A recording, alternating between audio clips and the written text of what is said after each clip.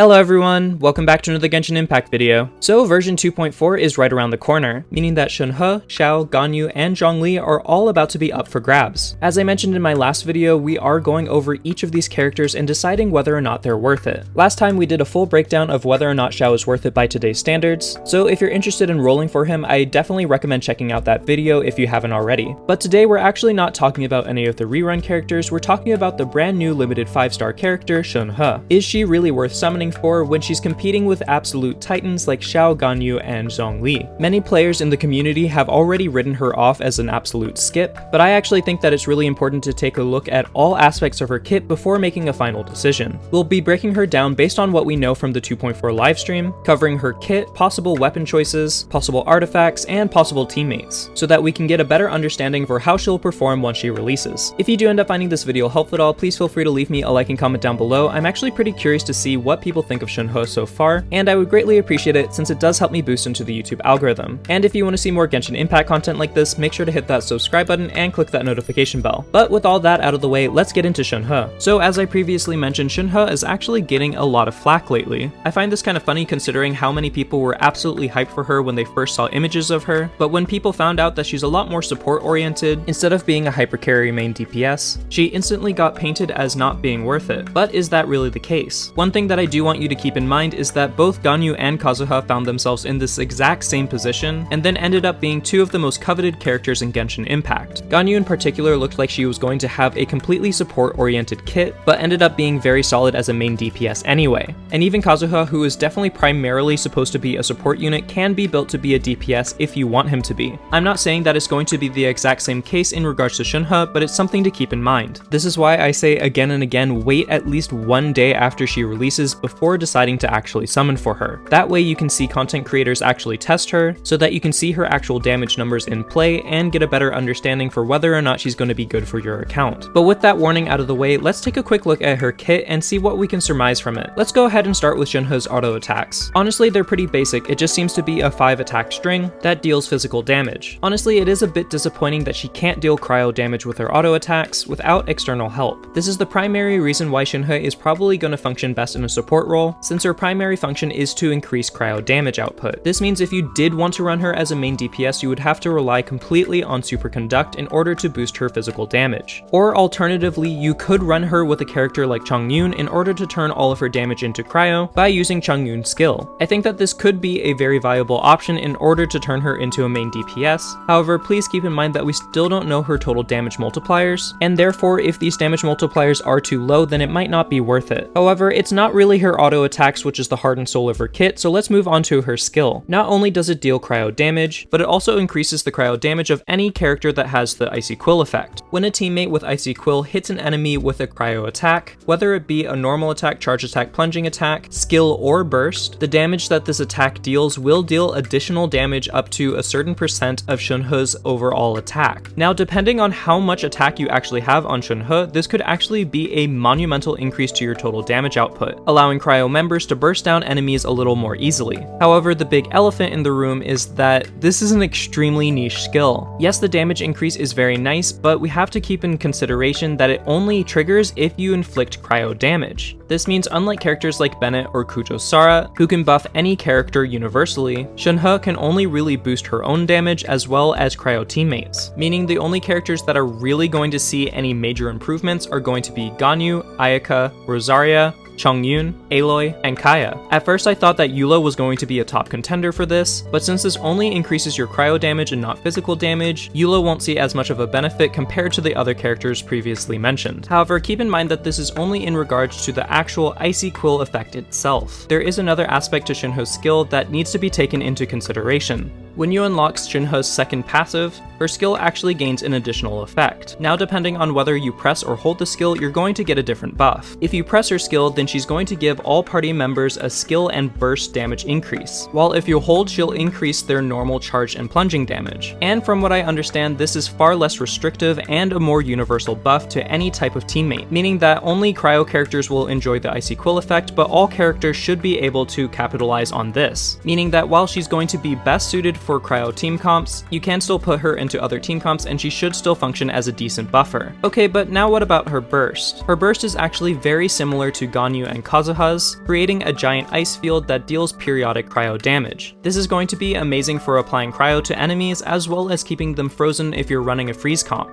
However, while that alone is nice, this isn't actually all that it does. Additionally, Shenhe's burst also reduces enemies' resistance to cryo and physical damage. And on top of this, when you unlock her first passive, it also increases cryo crit damage, further boosting all of your cryo characters' damage outputs, and even helping physical characters out as well. However, all of this does come at a pretty steep price considering that her burst cost is 80, meaning that if you aren't properly battering her, then she might run into energy problems and burst consistency. However, since she wants to be run with at least one other cryo member, I don't think that this will be too big of an issue. So based on the information that we currently have, I think that Shenhe's kit is actually pretty solid, but at the same time is pretty niche. It seems like she's going to excel in team comps that focus on cryo DPSs or physical DPSs, but seems like she's going to struggle to find a place on just about any other team considering how hyper-focused she is. Okay, but before we come to a definitive answer on whether or not she's worth it or not, let's look at her builds first. Let's go ahead and start with her artifacts. Right now, it seems as though you want to build as much attack as possible on her in order to capitalize on her buffs, meaning that when you're playing her in a support role, her probably best in slot sets are going to be the 2-piece Gladiator and 2-piece Shimenawa. This will give her a 36% attack increase, allowing you to capitalize on her skill buff. However, if you wanted to increase Shenhe's total damage output for her specifically, I actually get a feeling that the full 4-piece Blizzard Strayer set is still probably going to be her best in slot. Yes, you will be losing out on attack percent, but the additional cryo bonus damage as well as up to 40% crit rate just seems like it's going to be the artifact set that deals the most damage overall. You could probably also do a 2-piece Blizzard Strayer, 2-piece Gladiator, or Shimenawa set, and that would probably also work pretty well. Alternatively, if you are going for a physical build, you can go for a 2-piece Bloodstained Chivalry, 2-piece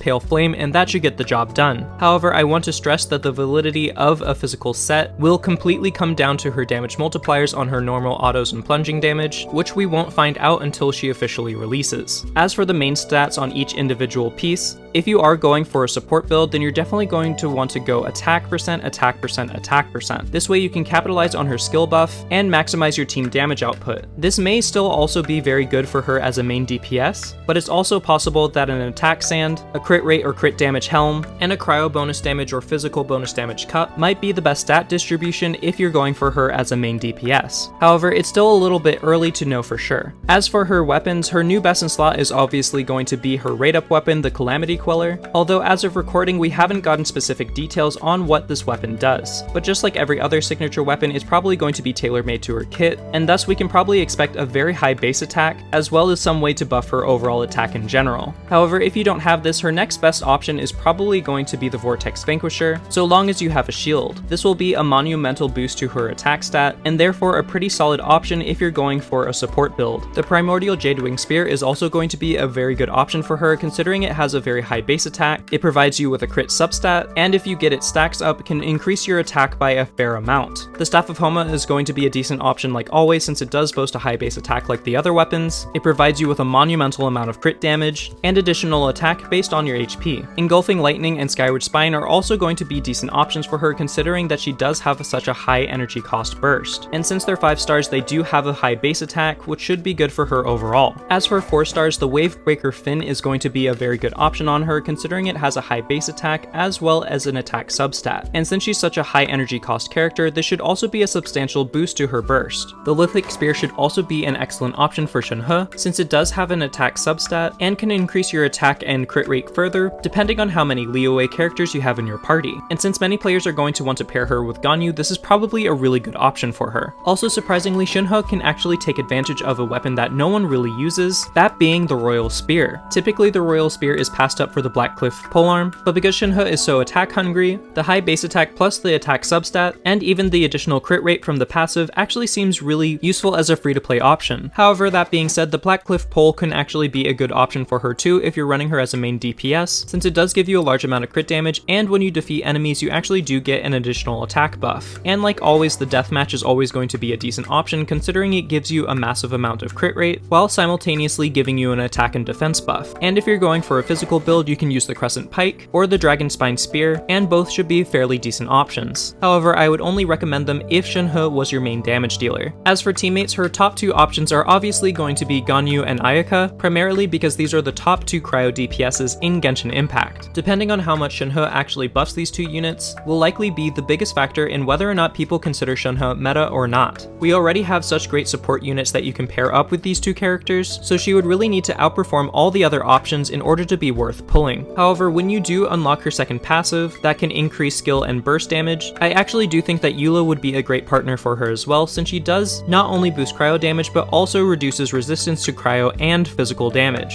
Shenhe also looks like she'll be a good teammate for characters like Aloy, Rosaria, Chongyun, and Kaya, simply because she can help boost their overall damage. And as I mentioned earlier, Chongyun might actually end up surprising us, and might be main DPS Shenhe's secret weapon, allowing her to turn all of her auto attacks into cryo, and thus increasing her total damage output to the point of a DPS. Other characters that are probably going to have really good synergy with Shenhe are Anemo swirlers such as Venti, Kazuha, and Sucrose, as well as off-field hydro applicators like Mona, Kokomi, and Xingqiu. And if you're going physical, then you can also pair her up with the Raiden Shogun and Fischl, Beidou, or Lisa. Two other characters that I think might be very interesting with Shenhe but still needs to be tested are going to be Bennett and Kujo Sara. This is mainly because they can boost her attack further, and if this is calculated into her total damage transfer, then this could be monumental for her overall damage buff. But again, this is untested, so we'll have to test and see when she releases. Okay, and that's just about everything that we know about Shenhe so far, but is she actually worth it? Based on everything that we know, I think that it's going to be divided down the middle. I think that if you do have a cryo main DPS such as Ganyu, Ayaka, and possibly even Eula, then Shenhe might be close to being a must pull, at least if you want to boost their damage to the highest degree possible. However, if you do not have any of these three units, or don't main any of the 4-star units that I mentioned previously, then I actually think that Shenhe is a very big skip.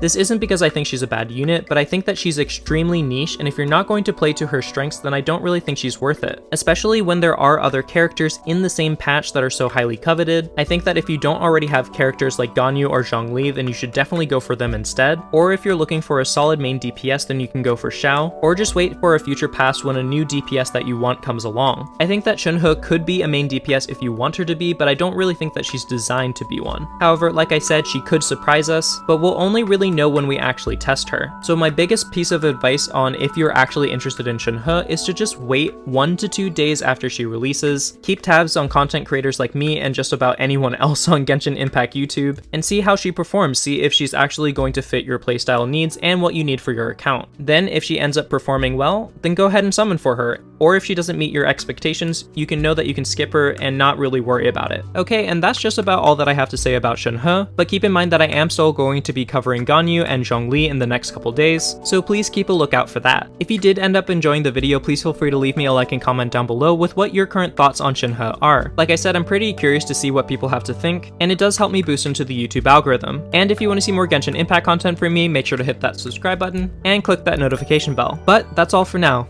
Until next time, best wishes. Bye.